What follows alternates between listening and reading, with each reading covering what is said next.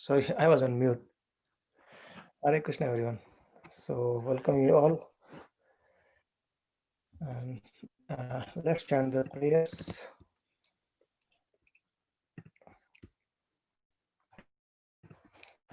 Okay.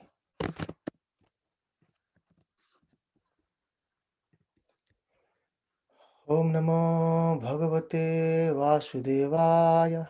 Om Namo Bhagavate Vasudevaya.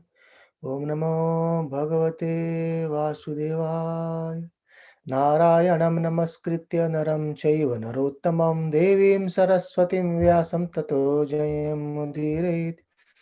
नष्टप्रायेषु अभद्रेषु नित्यं भागवत सेवया भगवते उत्तमश्लोके भक्तिर्भवति नैष्ठिके कृष्णाय वासुदेवाय देवकी नन्दनाय च नन्दगोपकुमाराय गोविन्दाय नमो नमः नमः पङ्कजनाभाय नमः पङ्कजमालिने नमः पङ्कजनेत्राय नमस्ते पङ्कजाङ्ग्रहे ॐ ज्ञानतिमिरान्धस्य ज्ञानाञ्जनशलाकया चक्षुरुन्मिलितं येन तस्मै श्रीगुरुवे नमः श्रीचैतन्यमनोभीष्टं स्थापितं येन भूतले स्वयं रूपः कदा मह्यं ददाति स्वपदान्तिकम् नमो विष्णुपदाय कृष्णपृष्ठाय भूतले श्रीमते भक्तिवेदान्तस्वामिन् इति नामिने नमस्ते सरस्वती देवे गौरवाणी प्रचारिणे निर्विशेष शून्यवादी पाश्चात्य देशतारिणे जय श्री कृष्ण चैतन्य प्रभु Nityanand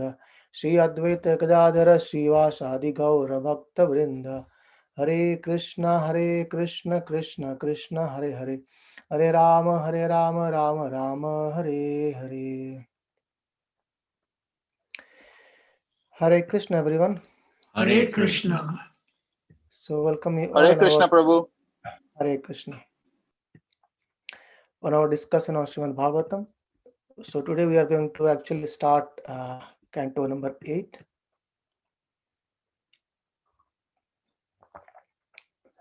And as we discussed earlier, every time before the start of Canto, that there are 10 topics of Srimad Bhagavatam. Atra Sarga Visargascha, Sthanam Poshanam Utiya, Manvantar Isanukatha, Nirodha Mukti Ashraya. So Manvantar is one part that is called as Manu, or the incarnation of Manus. So in this canto, specifically this canto 8 describes about all the Manus, and we'll hear it. All the Manus who has passed actually, and also from past times from those all the Manus as well in a brief. So let's start this. So before just starting of this chapter 1, Parshut Maharaj actually he glorifies Sukdev Goswami, saying that you have described very nicely about the Swayambhu Manu. We have actually discussing about Swayambhu Manu in this whole narration, and so please describe something more about the other Manus. And you have explained elaborately about the Swayambhu Manu. However, please describe the other Manus as well. And he desire to listen more about the Manus. And then Sukdev Goswami started narrating the present, past, and future of Manus. Actually, they are avatars of Lord himself. And we will see, let's see. I'll share a screen, and before that, let's try to understand who Manu is again. We have discussed it earlier as well, but again, let's see it in a more detail, maybe. So this is the screen we can see now. Is called as a life of Brahma. So let's go from top. So life of Brahma is 100 years. So what that 100 years means? So it's not 100 years as we live. It's actually very, very huge. And that's also called as 311.04 trillion years. That's the year of Swayambhu Manu. So let's see. So what happens from creation till full dividation, and in between that's called as one kalpa. and one kalpa is day of Brahma, and same is the night of Brahma as well. So one day of Brahma has one kalpa, and night also called as one kalpa. And in one kalpa, so we are going down now. So one kalpa is divided again as a span. What is that? In one kalpa, there are 14 manus. 14 manus. So what happens in 14 manus? We'll go underneath that. So in one day of Brahma, there are 14 manus. They come, they do the pastimes, and they disappear. And in the night, it actually remains silence for the same duration, and then again day comes, the whole 14 manus comes. And in third slide, the third section, it's called as manu. So one manu or one manvantar is actually called as 71 dibya yugas. So dibya yugas, what is dibya yugas? Dibya yuga is one dibya yuga means 4 chatur yuga, like Kali Yuga, Dwapara Yuga, Treta Yuga, and Sati Yuga. So last one. So one dibya yuga has 4 division. Kali Yuga, the smallest one, then the Dwapara Yuga, double of Kali Yuga, then Treta Yuga, that is triple of Kali Yuga, and Sati Yuga is quadruple of Kali Yuga. And that whole comes to us 4.32 million years or 4 yugas. And in that, this is 4 yugas. And like that, 17 Dibya yugas happens in one Manu. So that goes to 306.72 million years for one Manu. And in a similar way, one day of Brahma has 14 Manus. So the night also expand the same length. And then in this way, one day and one night, a month of 30 days, and then a year of 365 days. That's complete a life of Brahma. So we have discussed about one Manvantar in a more detail, and Parshit Maharaj asking to speak about more on the Manus. Right. That makes sense? Any doubt in that?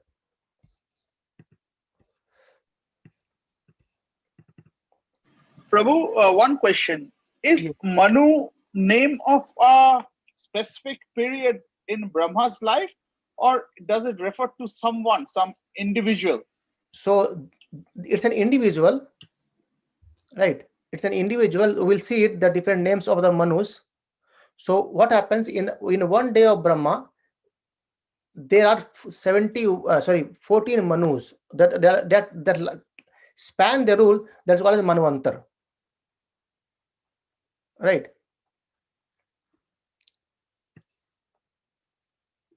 Hello, getting a point? Yeah, Prabhu. So basically, in one day of Brahma, there are 71 Manus. Yes. And these are 71 individual who takes birth. Not 71 Manus, 14 Manus.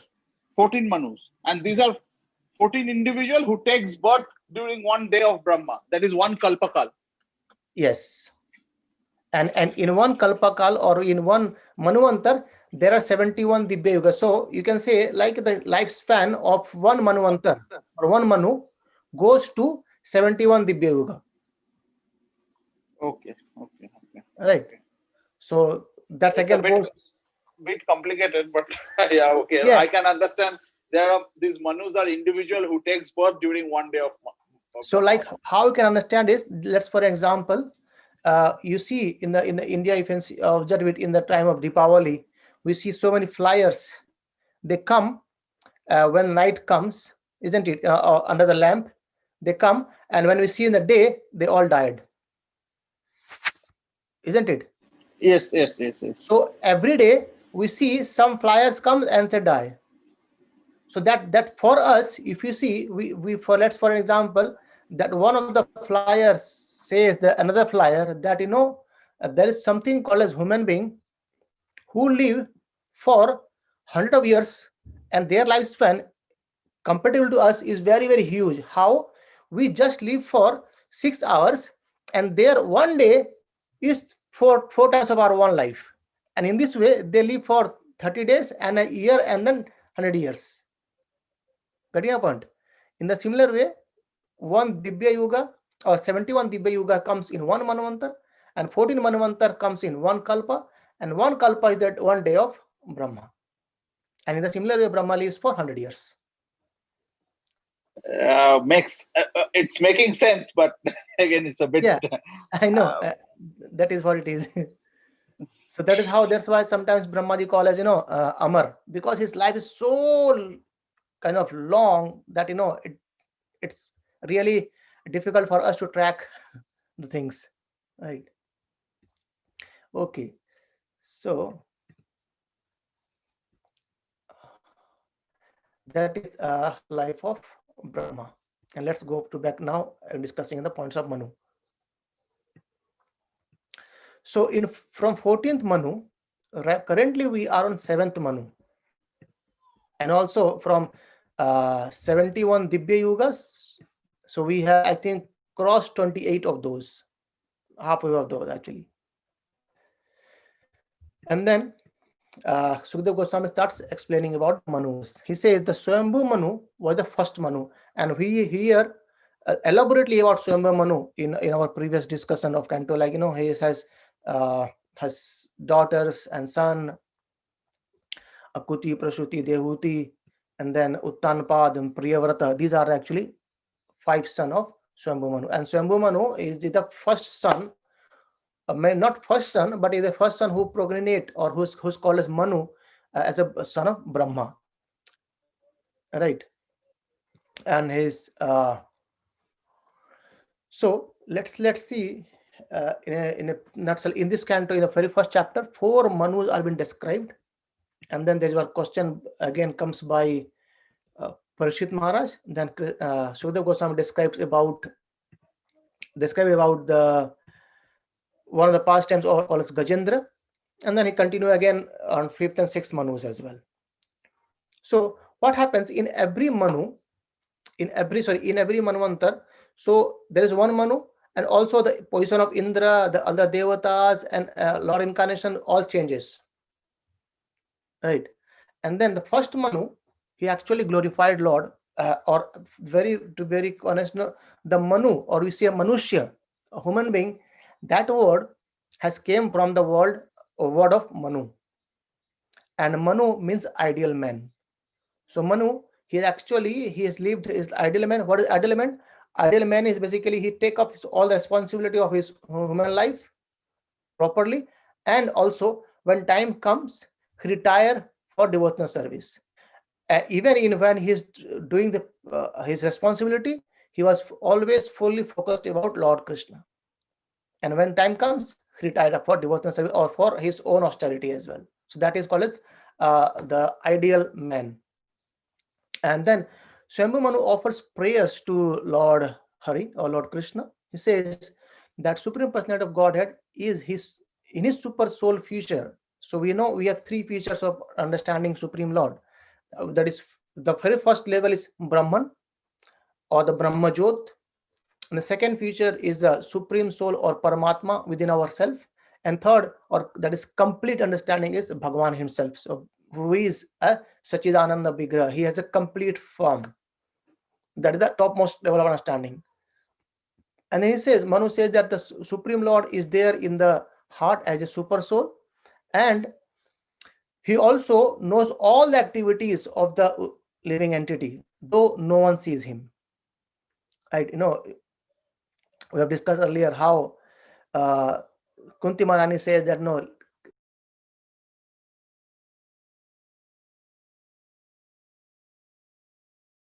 recognize them because of the makeup they did, and that is because of the all the makeup because done. In a similar way, the curtain or the illusory energy, which actually keeps us away from Lord. So we need to pray to Lord. So please clear away that illusory energy so that we can see you very nicely. Right. And he says he is completely in full of knowledge and is free from material desire and diversions and is completely independent. That's very first sloka of Srimad Bhagavatam as well. Right. He is completely independent, Swarat. And he also knows everyone's completely cognizant in Swarat, right? And then Sukadeva Goswami explains about the Swambhu Manus. Once what happened, he was in very trance and chanting the Vedic mantras. And specifically it's being said as Upanishad. And upon seeing him is in trance, the Rakshas and Asuras, they become hungry and they wanted to devour him. and they ran after Swambhu Manu to kill him. But Lord appeared, Lord who knows very well everything, he appeared as Yagnapati, and he saved Swambhu Manu from the demons, from the Rakshas. And he went with his son's name as Yamas and all others devatas, and they kill the demon and Rakshas. That's in a very small story he narrates this. And then he started narrating about the Manus. What happens in every Manu, every Manuantar. Let's take the top one. In Manuantar, there is one Manu, and Manus, they has Manuputra or the son of Manus. And in the same Manvantar, there are different devatas. So the position of devatas also changes. And the is called as Sura Ishwara or Devat or King of Ishwara. The basis Indra. So Indra is, again, we understood earlier that Indra is a designation, and the person's names change. A person becomes different persons becomes different Indra in different Manus. We'll see it, what their names are. And also the chief sages or the rishis, we have some sapta rishi, ashta rishi, they also changes in every Manu, in the duration of Manu. And then Lord take his incarnation as well, depending upon his will. And different activities of Lord are, the pastimes are also described in that. So let's revise it again, what he described about the Manus. So in one Manuvantar, we have Manu, who is the prime one, and Manu has his sons or daughters, which actually goes take the increase the population for that Manu or that area, the time duration. And then it has the devatas, and also the king of devatas called as Indra. It also changes, and it has some different chief sages or rishis. And also Lord take his Amshavatara or avatar in different Manus. And then Lord's activity. So the first Manu is Swambhu Manu. So from 14, the first one is Swambhu Manu. And in that, Swambhu Manu's son of Manu was Uttanpada and Priyavrata. So we have vividly discussed about the story of Uttanpada and Priyavrata in our previous cantos. Right. And the Devatas in that Swambhu Manu are called as Yamas. Yamas are basically son of Yagnapati or Lord incarnation as Yagna in that. And in the first Swambhu Manu, Lord himself became Indra. Getting a point? So what happens if there is a need, or if there is a vacancy or the position, Lord himself appear to take that place. So in the first Swambhu Manu, Lord himself appeared as Yagnapati, and he took the position of Indra. And the main sages were there as Marishi, or the son of Brahma, like Marishi, Atri, Agnira, Pulatsya. They become the chief rishis in that Swambhu Manu. And Lord appeared as Kapila and Yagna. We discussed about Kapila Muni, right? Son of Mother Dehuti. So, and then we also discussed about the activities of Kapila Muni, who is actually preaches about the religion and knowledge, mostly the Sankhya Yoga, to understand Krishna analytically. Also, he describes about that how to understand that Krishna is the source of everything, right? And then he describes about second Manu. Second Manu is Swarochisa, who is the son of Agni. And in that, his son becomes Duyamat, Shushena, and Ruchismat. So these are the son of second Manu. So we have completed discovery one Manuvanta. In second Manuvanta, the Manu's name changed, and the Devatas became Tushitas. So Tushitas became the Devatas in that, and the Indra's name was Rochana. Rochana is again the son of previous Indra, there is Yagna. So Yagna was Lord Krishna himself. His son was Rochana. He became the second, second Indra, or Indra in the second Manuvantar. And then the chief sages are Urja, Stamba, and others are described there. And after that, Lord appear as Bibhu, or Bibhu, who are the son of Rishi Vedashira and Tushita. So these are description about for second Manvantar. And in third Manvantar, Manu became Uttama. You remember, Priyavrata Maharaj had 3 sons from a second wife. 3 sons, and those are became the Manu for third, fourth, and fifth. That is Uttama. He was third Manu. And in Manu, his putra was Pavana, Srijaya, and one more are there. And then Devatas, they become Satyas, Vedasuras, and Vadras. They become the Devatas. And the name of Indra in that Manvantar is Satyajit. And the Rishis are Pramada and other sons of Vaivasta Muni. So Vaivasta Muni, who was actually chief says in first Manvantar, his sons become the chief sages in third Manvantar. And the Lord came as Satyasena, or son of Dharma, and then it describes about the activities of Satyasena in a very, very brief. And then the fourth Manu, or fourth Manvantar, the second son of Priyavrat Maharaj, that is Tamasha, he became the Manu. He actually ruled the world as a Manu. And he had 10 sons. And then Devatas became in Satyaka and Marisha and Virasha, others. I know these are the technical names we will be forgetting soon. But that's again the description of the Indra says as Trishikha. Trishikha is the name of Indra in the fourth Manu.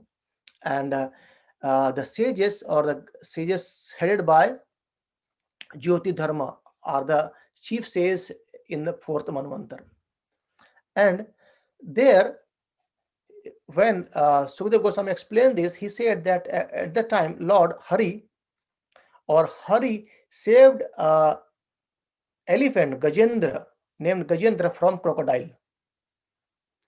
So in the first chapter, these 4 Manus has been described, and as soon as Sukadeva Goswami said that Lord Hari saved elephant named as Gajendra from crocodile, Parshit Maharaj interrupts and asks a question that, wow, so could you please explain or describe the pastimes of how Lord saved the elephant who was attacked by the crocodile?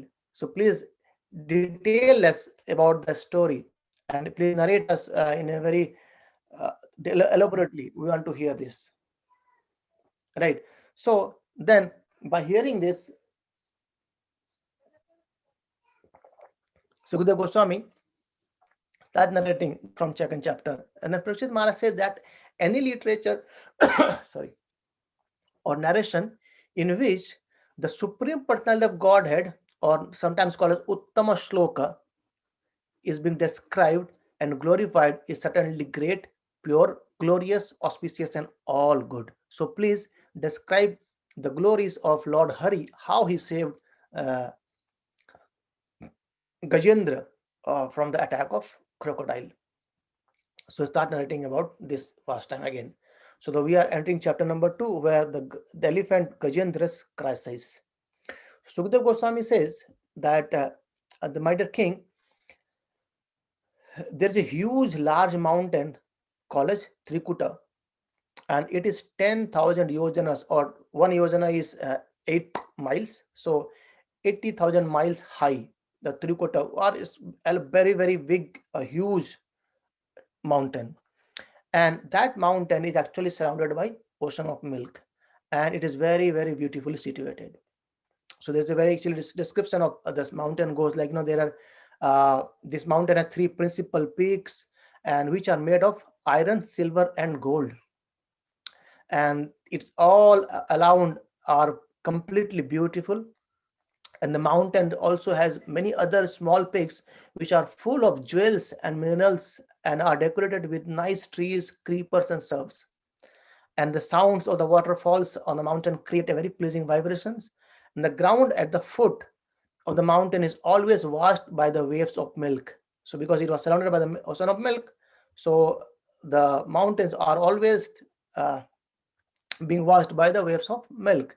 And then he says that inhabitants of the higher planet like Siddhas, Charanas, Gandharva, and Vidyadharas, Kinnar, and Apsara, they used to come that mountain to sport, to enjoy there. They used to come there. And thus, uh, with more description of this mountain is being described. And once happened, it says that the Trikura mountain has many lakes and rivers as well, and there those are very crystal clear water, right? And in that valley, or in the Trikuta mountain, there is a garden, or there was a garden called as Rutumat.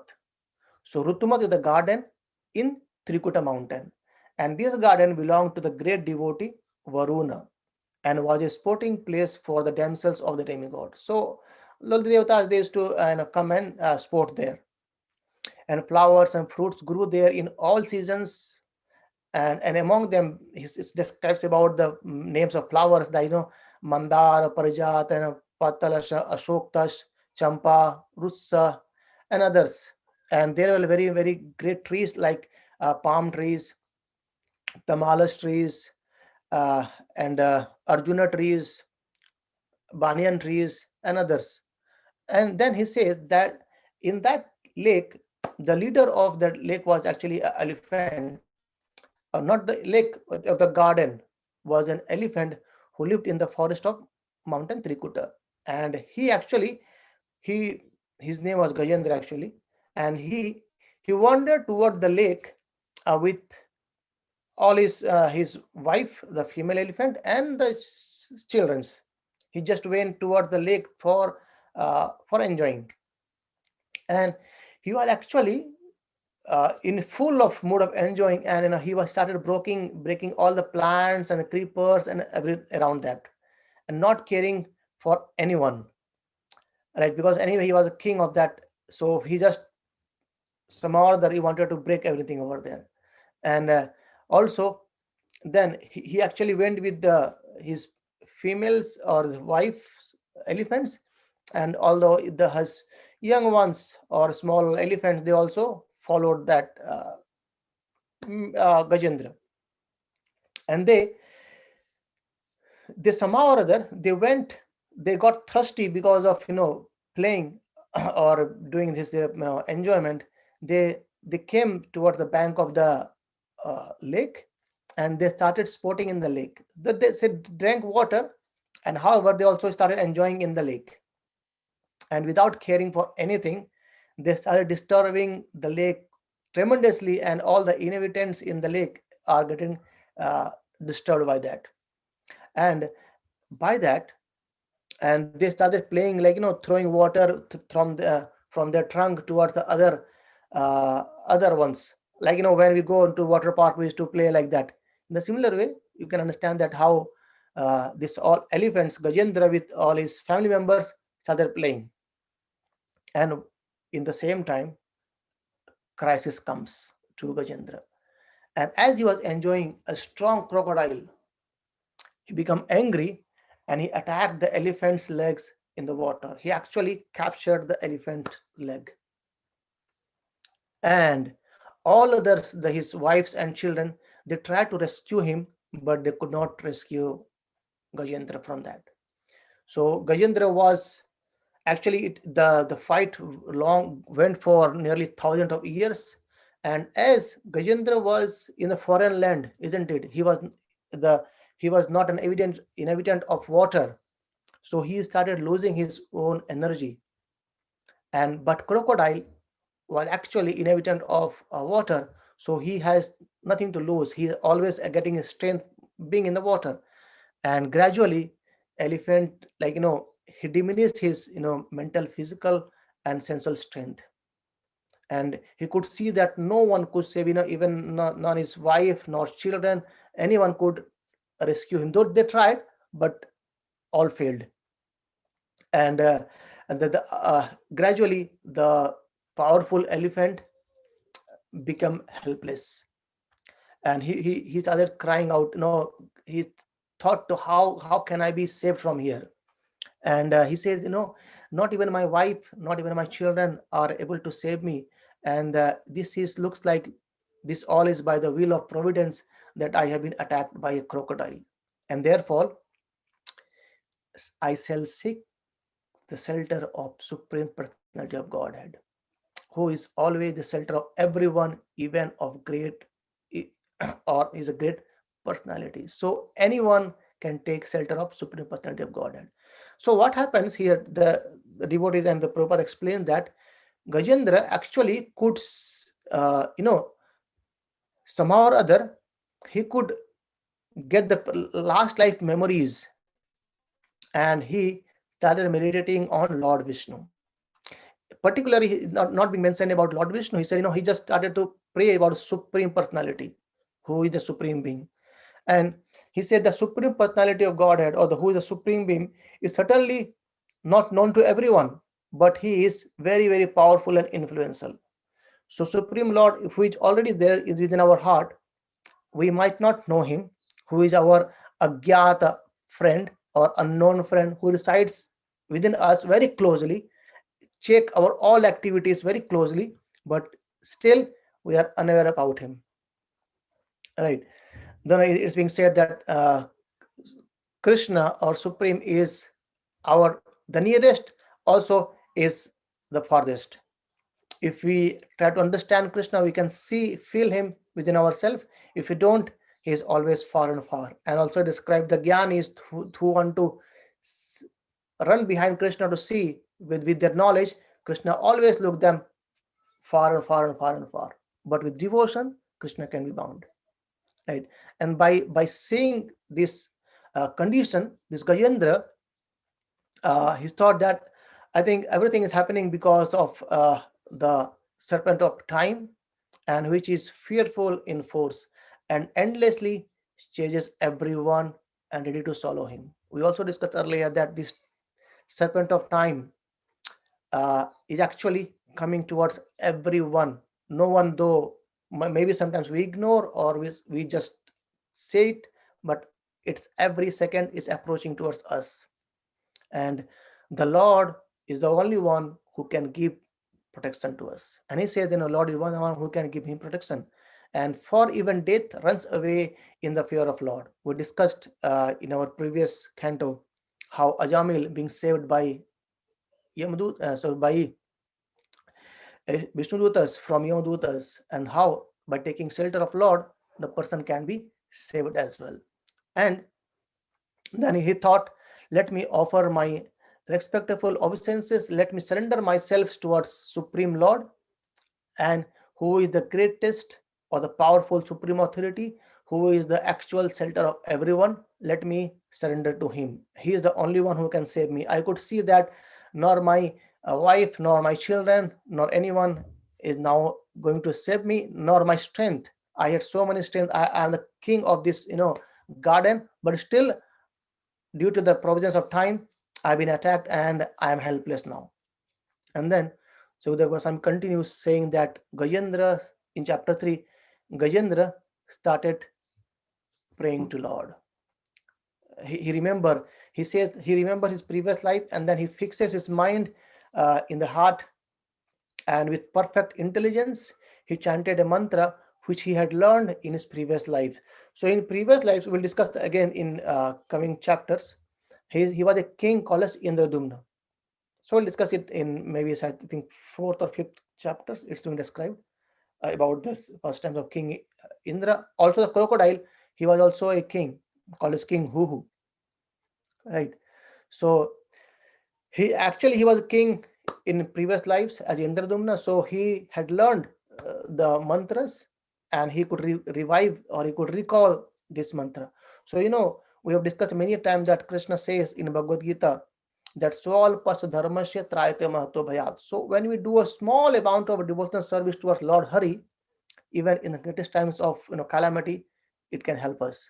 And now that remembers in his previous life, not now. He has done something in previous life that he could remember. He could remember by fixing his mind. Now he's chanting the name. So he says by the mercy of Krishna, he could remember the mantra, and he started offering his prayers to the Lord. He says, You are the cause of all causes, and everything rests on him.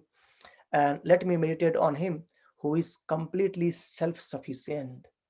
And he said, There are nice prayers actually. He said, In due course of time, I could read it for fives. In due course of time, when all that causal, causative and effective manifestation of the universe, including the planets and their directors and maintainers, are annihilated, there is a situation of dense darkness.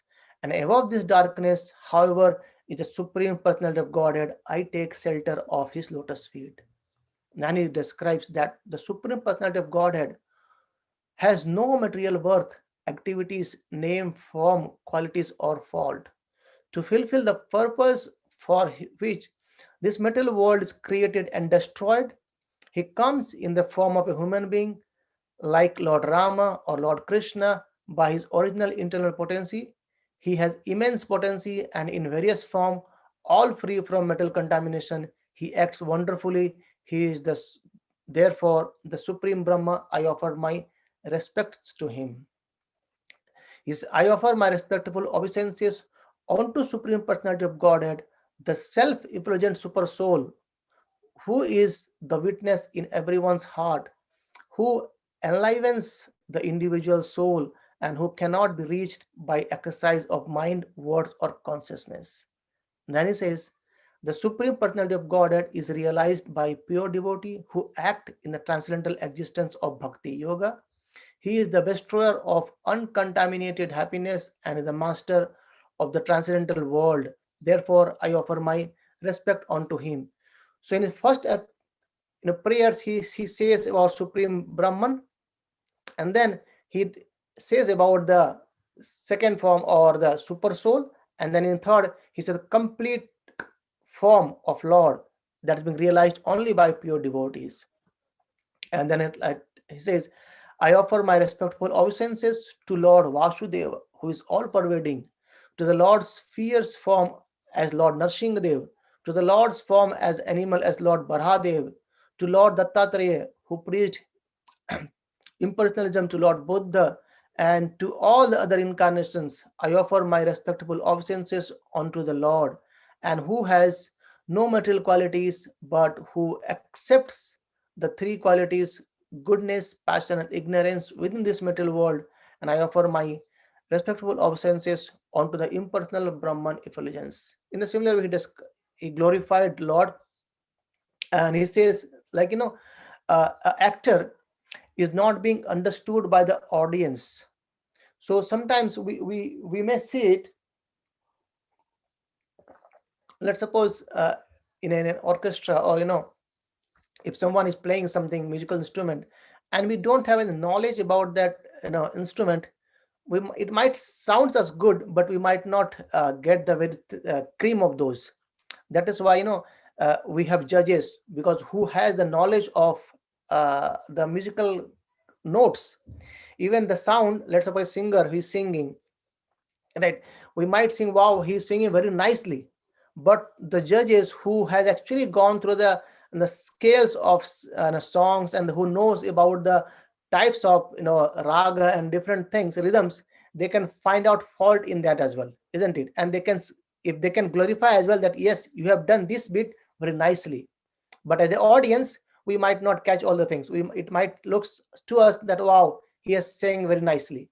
So in the similar way, he's saying that actor is not being understood by the audience. In a similar way, Krishna, is his position is not being understood by us, and he has no material worth, and he has immense potency, and he is within everyone's heart, and he can is realized by the pure devotees, and he is the bestower of all uncontaminated happiness.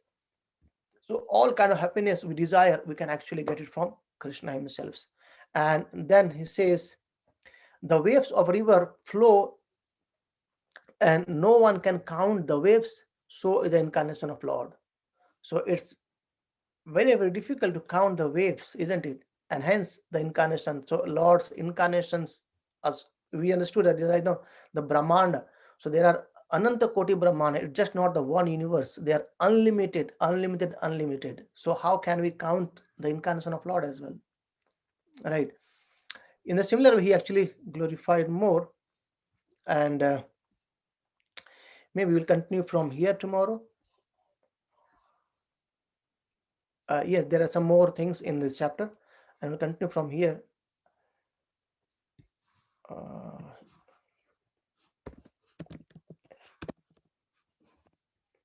And then we'll continue chapter 5 and carry on from there. So we are right now on the half of chapter 3 today. So any questions? I don't know how time flies away.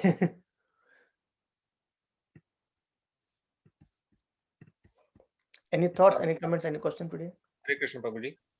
Prabhuji, so can you just go back to that, the Brahma's years, please?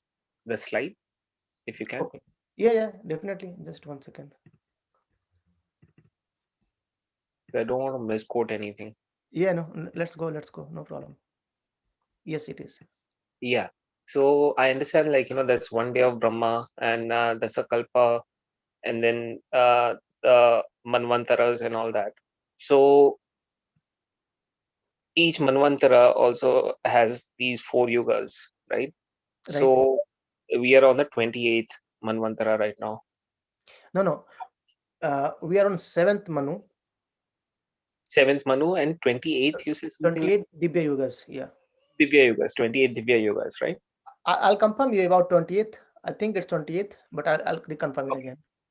My question is, in all of this, in all the Divya Yugas, does Krishna or does Bhagwan's all the 10 avatars or more than 10 avatars take place? No, all of that doesn't take place. So Krishna's incarnations is actually, it depends on his own will, and whenever he wishes, he come downs. So every time he doesn't come. Also, it's been said he comes. Some devotee explain that he comes in once in every day of Brahma. Okay. And this Kali Yuga, so yeah, is a broader point here. So this Kali Yuga is actually very special Kali Yuga. You know why? So what happens? Let's, for example, in every Dibya Yuga, in every Dwapar, let's, for example, at every Dwapar, imagine Krishna comes, right? Just for sake of understanding. And every Dwapar Yuga, Krishna comes for his pastimes in Vrindavan. However, in every Kali Yuga, Chaitanya Mahaprabhu doesn't comes. So that is why this Kali Yuga has more special, because in previous Yuga, Krishna has appeared, and in this Yuga, Chaitanya Mahaprabhu has appeared. Krishna taught about what to do, and Chaitanya Mahaprabhu is teaching about how to do. And these teachings doesn't comes side by side in every Dibya Yuga. So that is why this Kali Yuga has more special kind of blessings to all of us by Chaitanya Mahaprabhu. Right. And will, say, Chaitanya Mahaprabhu come in the next Divya Yuga as well? So that's what I'm saying. That's no guarantee when they come. No guarantee. Okay. Yeah. Another question is, like, then how would they define Satyug as Satyug if, say, Lord Rama, if Lord Rama is not there, as an ideal person, how will they define Satyug, or how will they define Dwapar Yuga, or how will they define Treta Yuga?